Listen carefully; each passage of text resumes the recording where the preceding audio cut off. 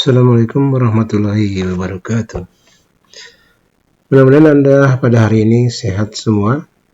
Hari ini saya ingin menyampaikan beberapa catatan penting yang berhubungan dengan konektivitas Mayo versi 17.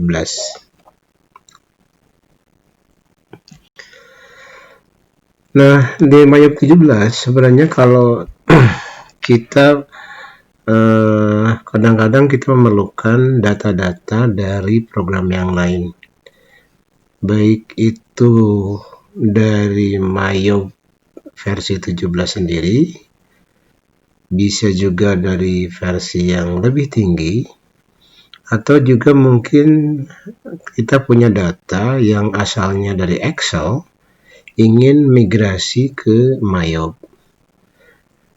Atau yang lainnya adalah kita punya data yang dibuat dari versi 12 ke bawah. Nah, kalau kita lihat versi 17 misalnya, ini biasanya dipergunakan karena laporan keuangan biasanya berkesinambungan. Katakanlah kita sudah membuat laporan keuangan dari bulan Januari tahun 2019 misalnya. Nah, pada tahun 2020, karena pada tahun 2019 sudah ditutup laporannya, kalau ingin berkesinambungan, bisa juga kita menggunakan program yang namanya TXT. Jadi semua program-program yang dikoneksikan dalam versi 17 atau versi Mayo itu melalui data yang berakhiran TXT.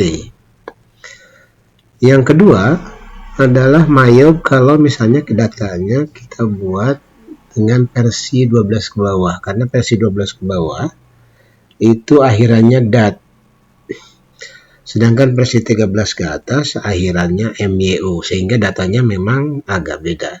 Nah, untuk menyambungkannya itu juga data dari 12 itu harus dibuat dengan menggunakan atau berakhiran TXT. Atau juga katakanlah kalau kita sudah membuat data laporan keuangan versinya 24 misalnya atau 25. Nah, kalau ingin dibaca dengan versi yang 17, maka yang 24 atau 25 tadi itu juga harus dirubah datanya ke dalam bentuk TXT. Begitu juga untuk data-data yang berasal dari laporan keuangan Excel. Jadi kalau misalnya Anda membuat laporan keuangan dengan menggunakan Excel, datanya ingin dimigrasikan ke dalam Mayo, itu juga harus dirubah dulu menjadi bentuk TXT. Kita akan coba beberapa saja yang akan coba di sini. Kita buka dulu datanya, misalnya seperti ini. Saya akan buka data yang kemarin, data yang sudah kita buat. Oke.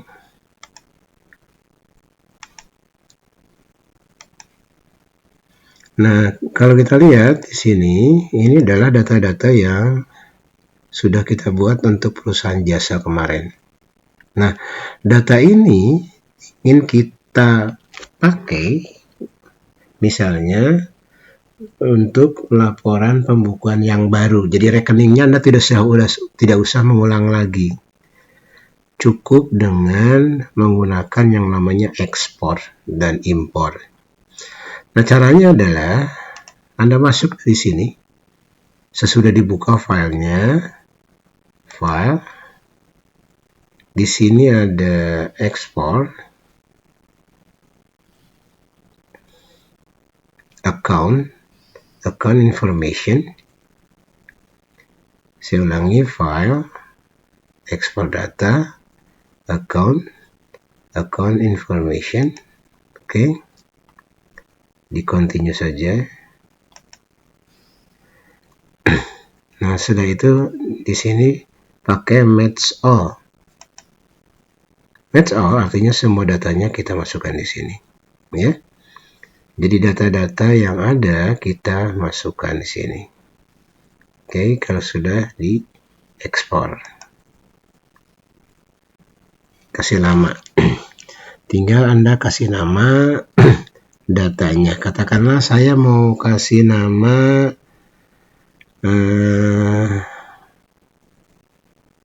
data jasa aja ya, data jasa. Oke. Nah, di sini akan otomatis datanya berakhiran txt. Kita save. Nah, kalau ingin melihat data yang tadi sudah kita save. Oke.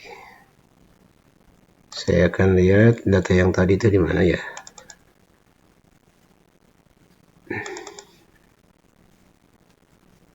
Data jasa, ini data jasa. Nah, data jasa ini bisa dibukanya dengan menggunakan yang namanya karena datanya berupanya teks dokumen, Anda bisa pakai Notepad.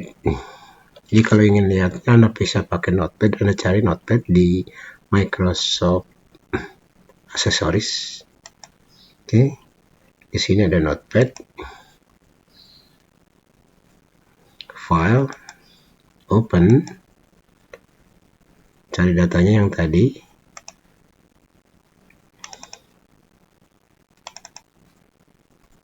Ini, oke, bentuknya seperti ini, ya. Nah, ini adalah bentuk-bentuk yang Notepad.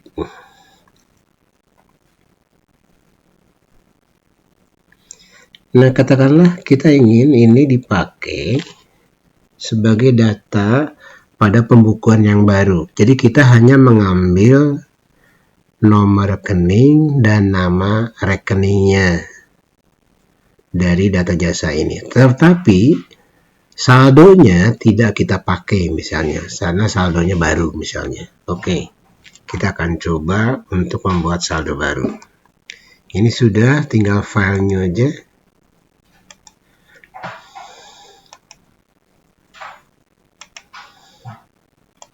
Kita keluar dulu ini, buka yang baru, new. Kalau ada tulisan backup, nggak usah aja, no aja.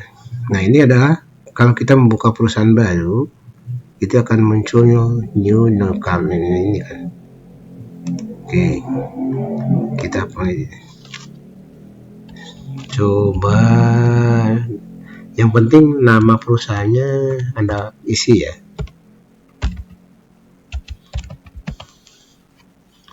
Oke, next. Katakanlah saya ingin memakai untuk tahun 2008 lah, karena kemarin kita pakai 2007 kan. Ininya sama, Januari, ini 12, next. Jadi kita akan membuat sebuah laporan keuangan mulai dari 1 Januari 2008 sampai 31 Desember 2008. Nah, pilihannya, kalau kemarin kita sudah pakai yang pilihan yang ketiga ini, maka sekarang untuk memasukkan data kita pilih yang kedua. I would like to import the list account provided by my accountant after I'm done creating my company file. Jadi ini dulu ya, pilihan yang kedua. Next saja. Kita simpan di mana? Katakanlah saya akan simpan di sini saja. Oke. Dengan nama coba jasa, nggak apa-apa lah, karena akhirnya beda kan. Oke, save saja. Begitu, next. Ini nggak usah, langsung saja ke command center. Nah, untuk memasukkan data yang tadi, ini kan kalau kita lihat datanya baru seperti ini kan. Jadi datanya, asetnya masih belum masuk yang baru. Nah, untuk memasukkan data yang baru, tinggal file, import, account information. Oke, continue. Masukkan data jasanya. open. Pakai match all. Nah, ingat bahwa tadi kita tidak akan pakai saldo. Jadi saldonya ingin kita kosongkan. Cukup dihapus saja sini. Jadi saldonya nanti tidak akan dikopikan. Hanya nama file dengan nomor filenya beserta linknya. Oke, kalau sudah import saja. Oke, hasilnya akan seperti ini. Nah, data-datanya sudah masuk semua di sini. Ya, data-data yang ini sekarang sudah masuk ke sini. Nah, tinggal memang butuh penyesuaian. Misalnya piutang dagang, karena di sini sudah ada, kita pilih yang ini saja. Jadi ini diganti nanti. Seperti kas di tangan.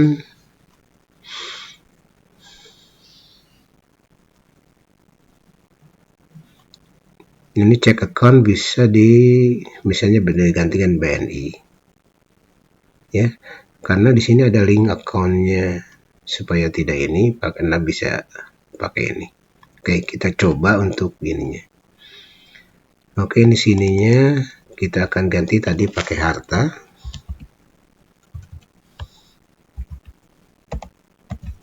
Oke. Nah, yang ini kita akan ganti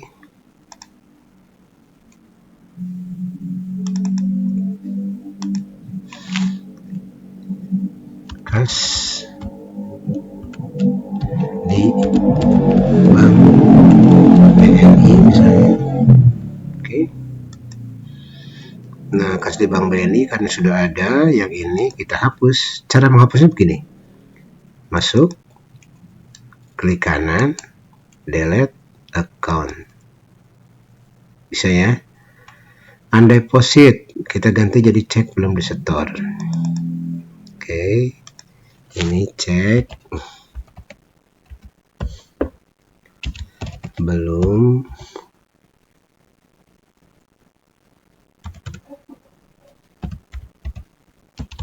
disetor. Oke. Ya, yang ini kita bisa hapus pakai delete account. Pakai klik kanan aja ya, nanti akan muncul. Saya akan ulangi untuk terdaftar. Terdaftar itu adalah piutang usaha. Piutang dagang usaha. Oke. Nah, ini tinggal di double klik kanan, nanti akan muncul delete account. Nah, akan muncul seperti ini. Ini sudah termasuk ininya, sudah lengkap. Ya, kalau ada yang perlu yang lain juga Anda bisa, misalnya ini. Anda misalnya trade creditor itu bisa diganti dengan hutang dagang. Oke.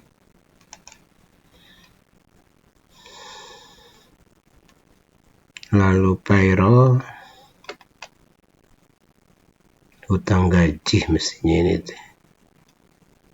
Ada hutang gaji enggak? Nah, ini hutang gaji karyawan.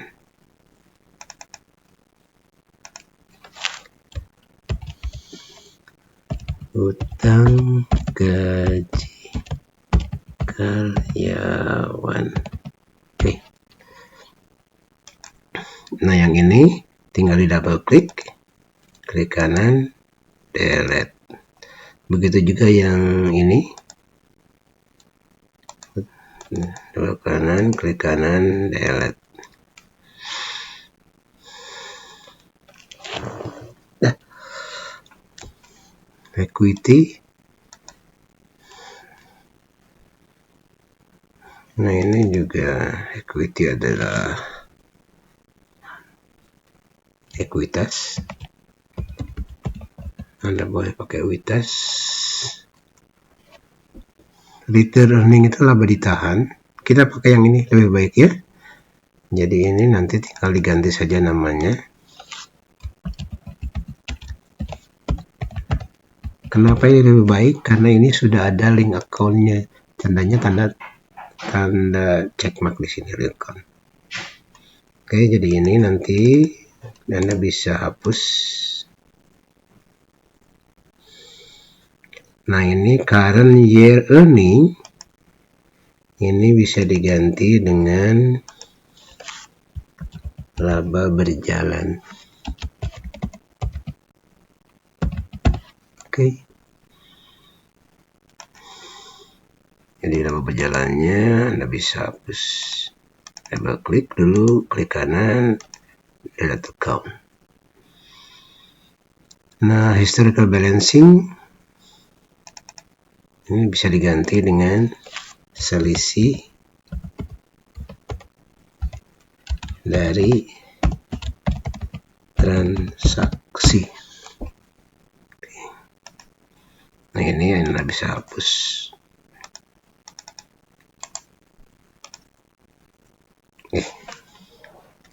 Income tinggal ininya aja Anda ganti.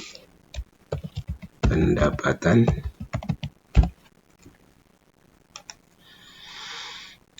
lalu cost of sales tinggal diganti itu. Harga pokok penjualan.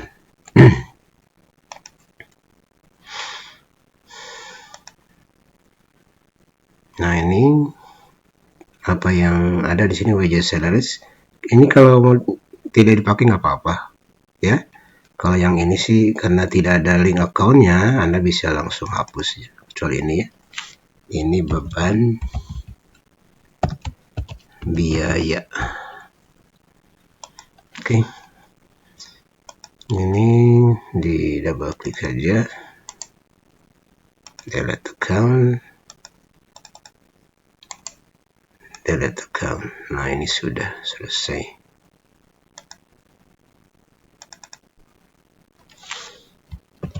Pendapatan non operasional.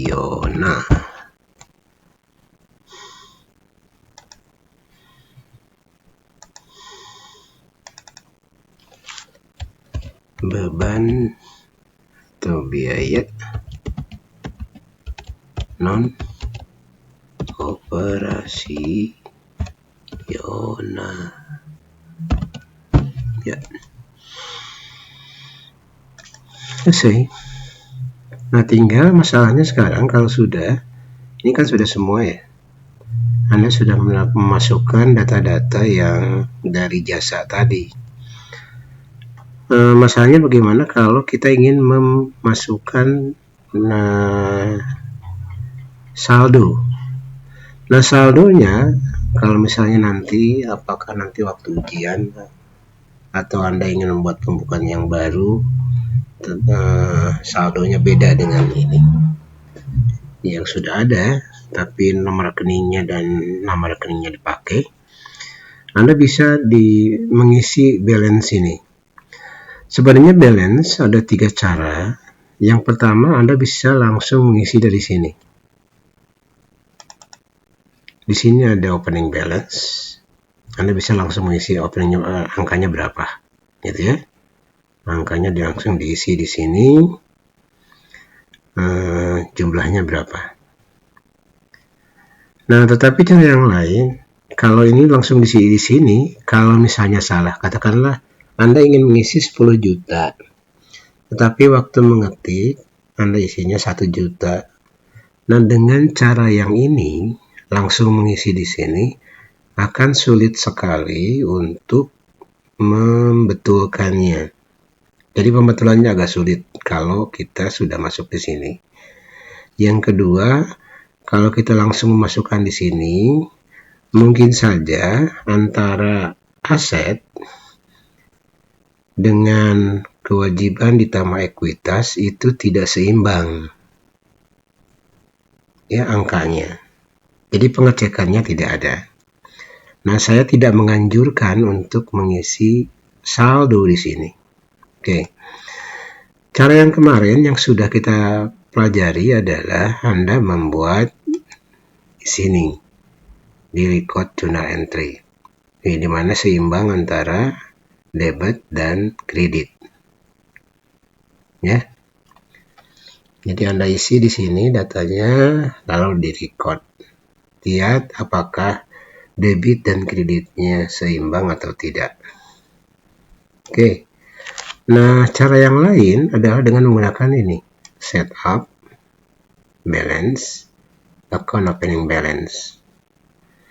Nah, yang data yang di sini adalah semua data-data yang bersifat neraca. Jadi tanpa pendapatan dan biaya. Nah, biasanya kalau Anda pakai mengisi data di sini adalah data-data yang mulainya dari awal tahun. Misalnya dari 1 Januari 2008. Nah, kalau ingin diisi datanya di sini. Ya, data di sini. Cara yang ini yang harus diperhatikan adalah akun. Perhatikan, kalau ini langsung Anda isi di sini. Lalu di sini ada akun penyusutan bangunan. Nah, akun penyusutan bangunan itu adalah akun yang dicatat di aset. Tetapi saldonya saldo kredit. Artinya kalau memang saldonya saldo kredit, waktu masukkan datanya ini harus pakai minus. Jadi kalau bangunan 25 juta, akun penyusutannya misalnya 2.500.000, Anda tulis akun penyusutannya jadi minus 2.500.000. Begitu juga untuk kendaraan, ya. Pokoknya semua yang bersifat tidak normal itu harus pakai minus. Jadi kalau aset normalnya di debit, sedangkan akun akumulasi penyusutan itu normalnya di kredit, maka akumulasi penyusutan harus pakai minus. Begitu juga untuk prefer juga adalah karena equity itu normalnya saldonya itu di kredit, kecuali prefer karena mengurangi modal dicatatnya di debit. Maka nanti kalau Anda memasukkan data prefer pemilik itu harus pakai minus gitu juga ya.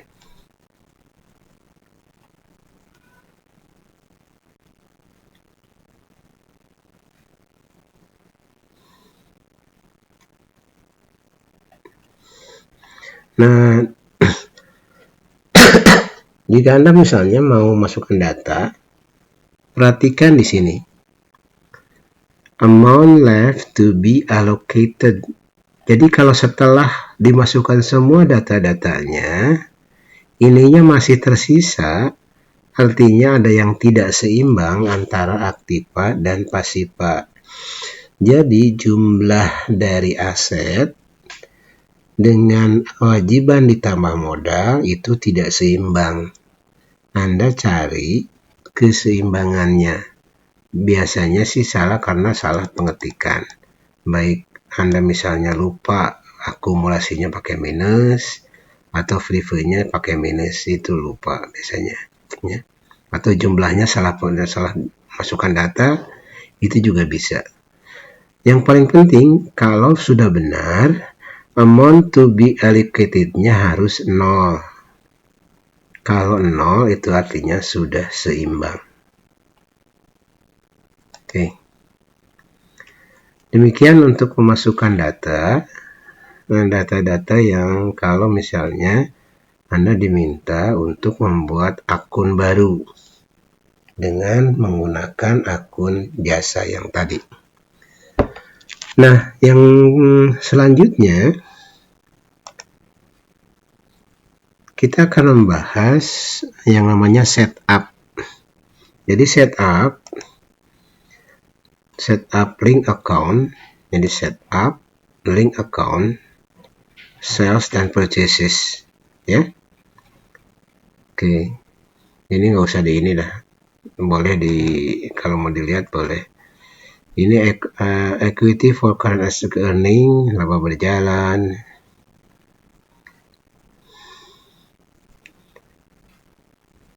Account ini otomatis ya, sudah ini.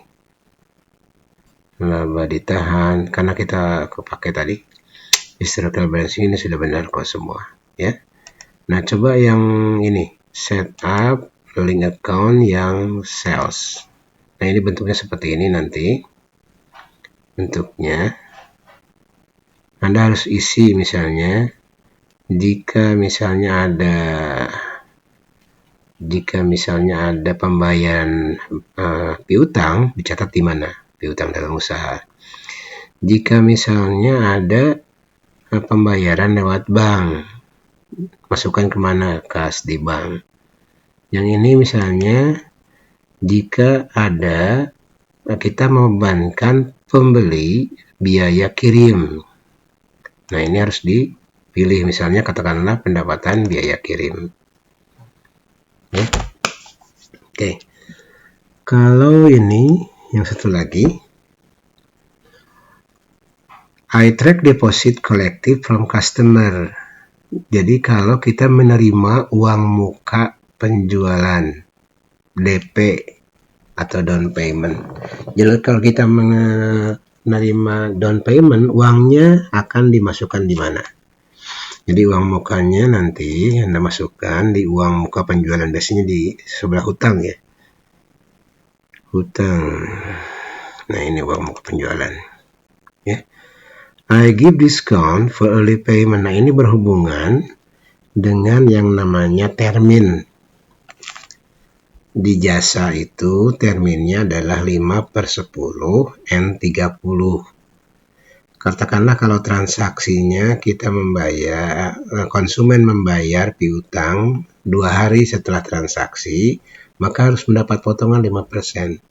Nah, potongannya itu disimpan di mana atau dicatat di mana?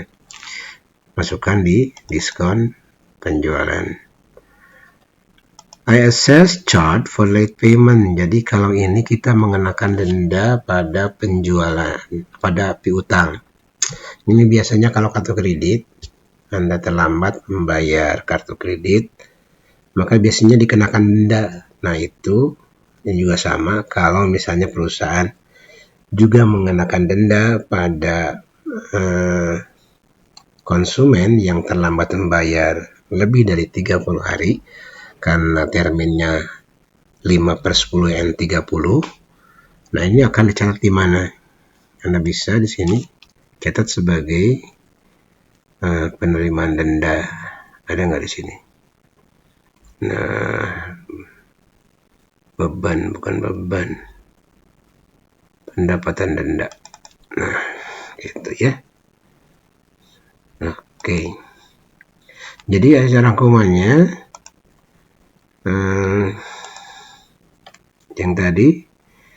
yang pertama tadi, yang atas itu adalah untuk akun untuk mencatat piutang dagang. Yang kedua itu adalah akun penerimaan uang lewat bank. Yang selanjutnya adalah akun penerimaan biaya kirim. I charge freight on sales. I track deposit collected adalah akun penerimaan uang muka penjualan atau bahasa Inggrisnya unearned revenue. I give discount for early payment, akun pencatatan diskon penjualan. I assess charge for late payment, akun pencatatan denda keterlambatan pembayaran piutang.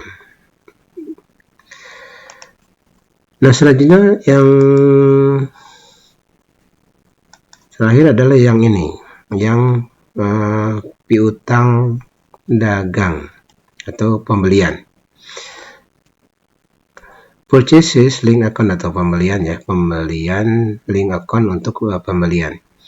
Nah, kalau pembayaran hutang misalnya dicatat di mana? Bukan pembayaran, pencatatan hutang.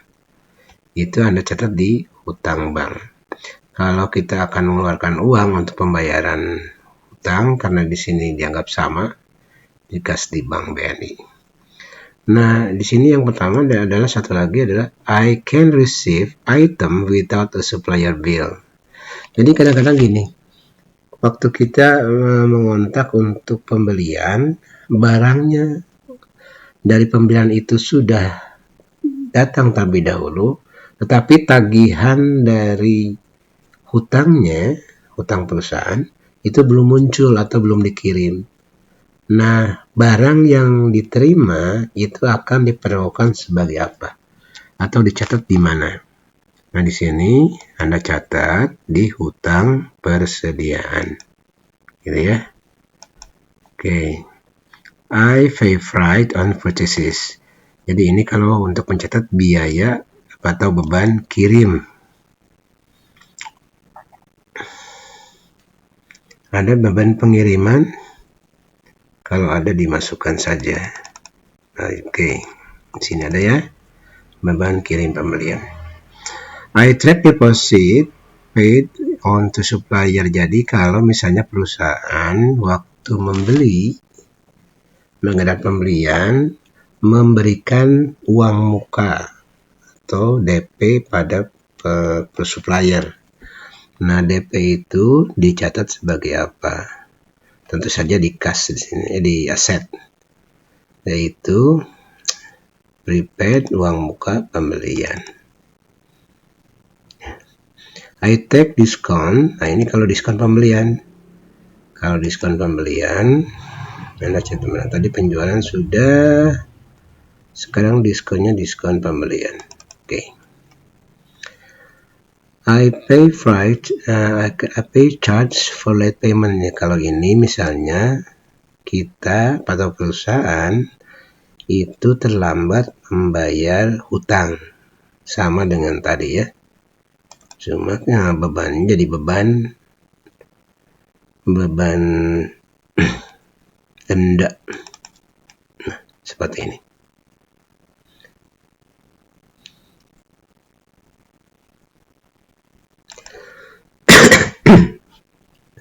Baik, demikian gambaran singkat. Ini catatannya nanti saya bagikan. Untuk yang purchases juga sama. Di sininya sudah ada.